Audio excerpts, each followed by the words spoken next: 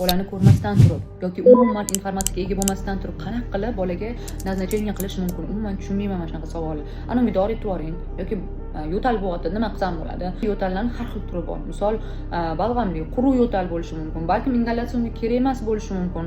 O'tkazib yuborasizlar, keyin olib kelasizlar, pnevmoniya holatida davolab bering. Sizlar noto'g'ri fikrga ega bo'lganligingiz sababli bola qiynalishi mumkin. Men chaqaloqlar uchun o'zimni intensiv kursimni yaratganman. Ya'ni chaqalog'ingizni 0 dan boshlab to 6 oygacha bo'lgan parvarishi, 6 oydan boshlab to'g'ri ovqatlanishni kiritish. Ya'ni siz agar farzandingizni to'g'ri ovqatlantirsangiz, siz уже farzandingiz immunitetini ko'tarishga birinchi qadamni qo'ygan bo'lasiz. Bu uchun siz o'zingiz bilimingizga, ya'ni o'rganish uchun investitsiya qilishingiz kerak. O'rgansangiz, mana shu narsalarni qanaqa qilib to'g'ri qilish kerakligi, nimadan boshlash kerakligi, nimani ko'proq berish kerakligi, to'g'ri menyu tuzish kerakligini, shundagina siz ancha-muncha pulni ekonom qilasiz. Birinchidan, to'g'ri ovqatlantirganingiz sababli oshqozon-ichaklarni so'rilishini yaxshilaysiz, hazmini yaxshilaysiz va kerakli vitaminlarni tabiiy yo'l bilan kiritasiz. Ikkinchidan, har xil kasalliklarni oldini olasiz. Uchinchidan, farzandingiz immunitetini oshirasiz.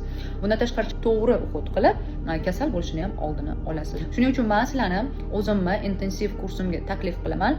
Albatta, bu kursni olib o'rganganingizga umuman achinmaysizlar. Chunki qancha pulinglarni ekonom qilasizlar. Birinchidan, sizni xavotirga solayotgan savollarga javob olasiz. Ya'ni yugurib borib doktorga bormaysiz.